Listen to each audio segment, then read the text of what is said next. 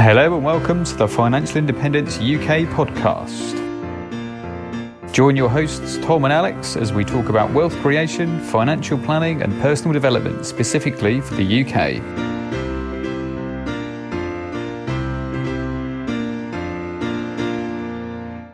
Hello and welcome back to another episode of the Financial Independence UK podcast. Now, to you guys, this will seem like just another episode, but to Alex and I, this has been about 18 months in the pipeline. We finally launched the podcast, as you're well aware of, and hopefully you've been listening to and enjoying. But to us, it's been quite a long journey, and launching a podcast was so much more difficult than we thought, and incorporated so many different little tools and websites and stuff that we never even considered. But it's been a massive learning process, and we are extremely proud of what we've done. We think that we've got a lot more to offer in terms of quality, and I think hopefully the upcoming episodes and perhaps some of the more recently released ones, you'll agree that they are a lot better, and we're sort of a lot more comfortable with the whole podcast process at the moment. The main purpose of this episode, though, is just to give you guys a bit of a catch-up, because 2021 Alex and Tom is quite different to 2019 Alex and Tom, and we just wanted to give you guys a better picture of where we are and where we're headed as a podcast. So we're just going to do a quick 1 minute update, tell you where we are, tell you what's happened over the past sort of 12 to 18 months or so. So for me, as you're probably all aware, there's been a global pandemic on, and we've all had to work from home, which has been a colossal change for a lot of people. I really enjoyed that transition, and I sort of started to look at my previous employer and think this isn't the sort of thing I want to do long term, and I actually wanted to continue the whole sort of remote working, technology based stuff. So I started a job hunt, managed to actually get a new job, which is fantastic. I'm really enjoying it. I'm sort of basically working as like a data analyst, so it's using my mathematical analytical skills a lot more, and it's a permanent remote position. So yeah, I'm really enjoying it. I've continued to save and invest as always, and this job will only help with that. And it will also potentially allow me to stay in work longer than I had initially anticipated, because I'm enjoying this job a lot more than I thought I would. So Alex, how about yourself? How's the last 12 to 18 months been for you? They've been very good. So start the minute timer for me in your head and let me know if I go overboard. But so yeah, as Tom says, it's been a bit of a slog for us to kind of learn this podcast stuff. We think we've got a handle on it now. So for me, in the last kind of 18 months, I've changed jobs. I've swapped a tiny commute for a really long commute. So I now commute over 100 miles a day, whereas Tom has to walk upstairs. So there's a bit of a difference between those. I really enjoy my new job. I did manage to negotiate a pay rise with that as well. But in terms of kind of investing, saving, the journey towards FIRE, I'm just kind of on the track, really. I'm still going. I've got a lot of processes now set kind of in stone. So I always pay myself first, and things like that are just ticking along, and I refine them as I go. I've learned an awful lot in between starting this podcast venture. So we thought it would be a simple idea, quite a nifty thing for us to do. Way harder than we anticipated. We've had to learn so much that we didn't know we needed to know. So hopefully we'll be able to bring you a lot more helpful kind of content from this point forwards. Yeah, that's right. We've definitely got a lot planned. I don't want to sort of make too many promises, but yeah, we are really pleased with the quality and the direction of the podcast as we move forwards. So yeah, hopefully you guys will continue to enjoy that.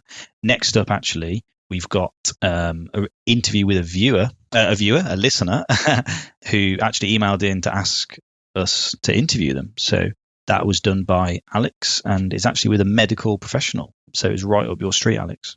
Yeah, it was. So yeah, we had an email come in from, it's actually our first email from somebody who said, can I come on the podcast with you?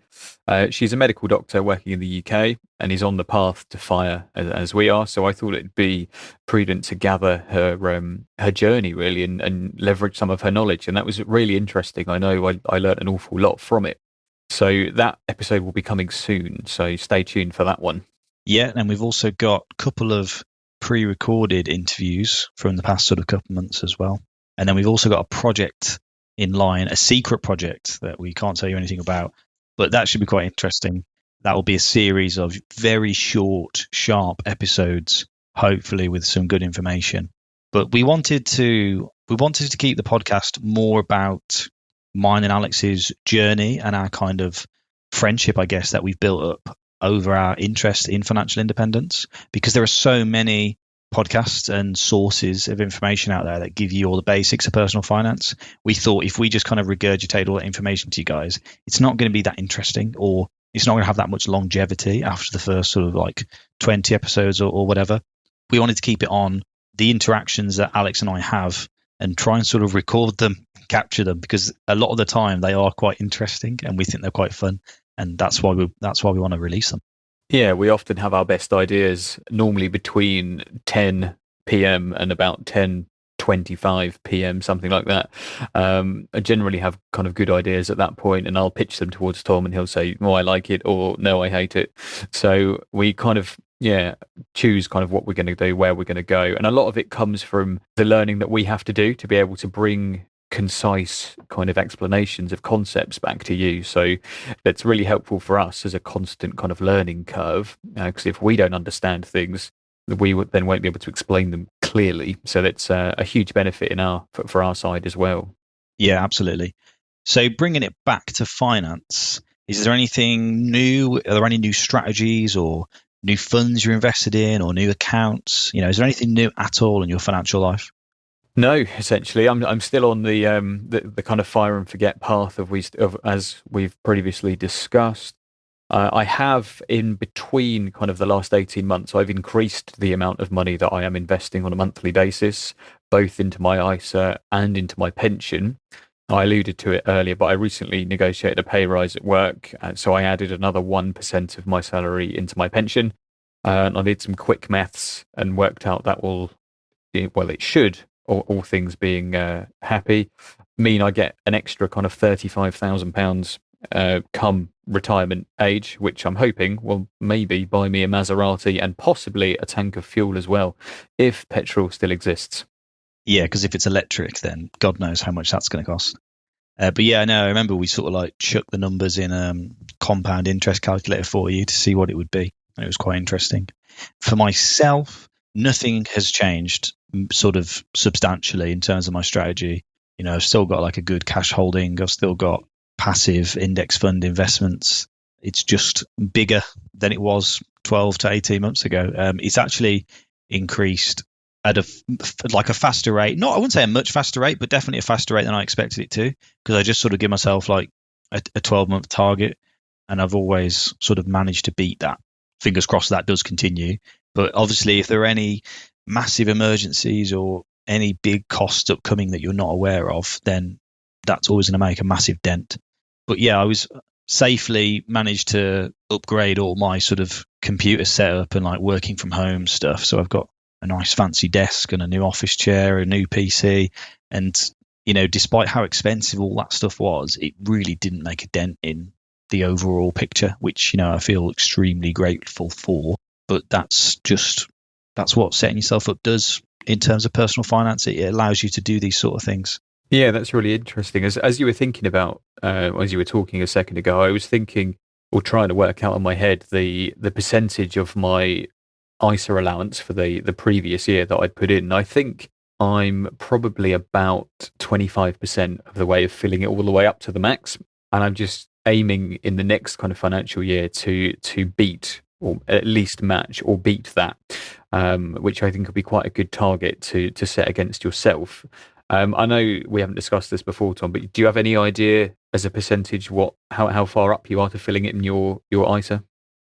So the tax year ending April 2021, I'm probably going to be about 50 to 60% of the way done with my ISA allowance. However, with the tax year ending April 2020, I actually maxed out my ISA allowance, which is like, I can't actually believe I'm saying that. Like, it's actually unbelievable that I managed to achieve that. And I never thought I would do that at any point in my career, let alone my first proper year of like wealth building into my ISA. And I managed to max it out. But yeah, that was a sort of extremely good fortune. Probably not something I will achieve again in the next sort of couple of years. Well, you didn't think you'd achieve it this time, and you have. So I'm going to cross my fingers and hope that you can achieve it again. I didn't expect you to say you'd managed to max it at all. You've certainly put me to shame for sure. So it just gives me a bit more motivation to try a little bit harder, earn some extra money from somewhere, and just increase that kind of percentage, I suppose. Not that I'm in any way competitive, but I think that might be a cool thing to kind of carry forward and check in once a year and see actually how much have we managed to fill it, or hopefully one day we'll get to every year and we'll both be putting the maximum amount in.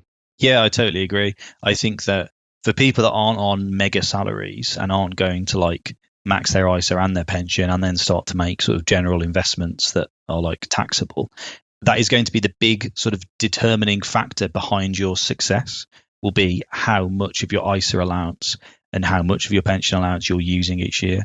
And if you are doing a good chunk of that each time, then you are sort of on track to retire within 20 or 30 years. But yeah, it's not something that, as you said, it's not competitive. You're only in this against yourself, and you're against your ability to earn money and your ability to not spend it and to keep investing the difference between those two things. So it's not about, you know, how rich your friends are or what car they've got or whatever. It's purely about yourself. So just focus on what you can do each tax year and try and put away as much as you can. Yeah, essentially stay away from the noise of the financial markets and all the advertisers, and stick to the path, really. So long as you're doing things that your future self will thank you for, and you can really justify things truly to yourself, then that's fine. I mean, nobody's perfect. Tom and I are far from it. We just try and do as good as we can do with what we have. Yeah, and then talk about it on the internet as well. There's that too, yeah. So, yeah, I think this has been quite a valuable use of our time, and I think hopefully you guys have a better understanding of where we are both mentally and financially, and I hope you've enjoyed listening to it. But I wanted to keep this quite short, and so we'll look to end this pretty soon. But please keep a lookout for the podcast and the uploads that are coming up, because we really do have some good content coming out that I am personally quite proud of. So yeah, please keep listening, and we really hope that you've enjoyed what we've produced so far.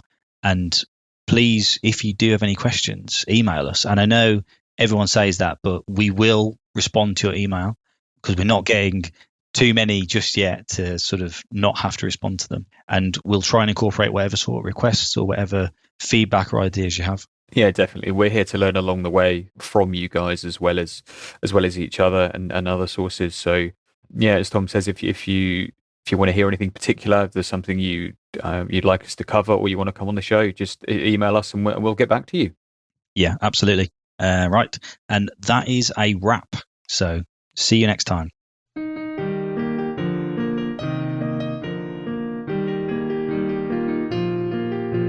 Thanks for listening to the Financial Independence UK podcast. We hope you found it useful. If you have any questions or ideas for us, feel free to email at fi.ukpodcast@gmail.com. Until next time.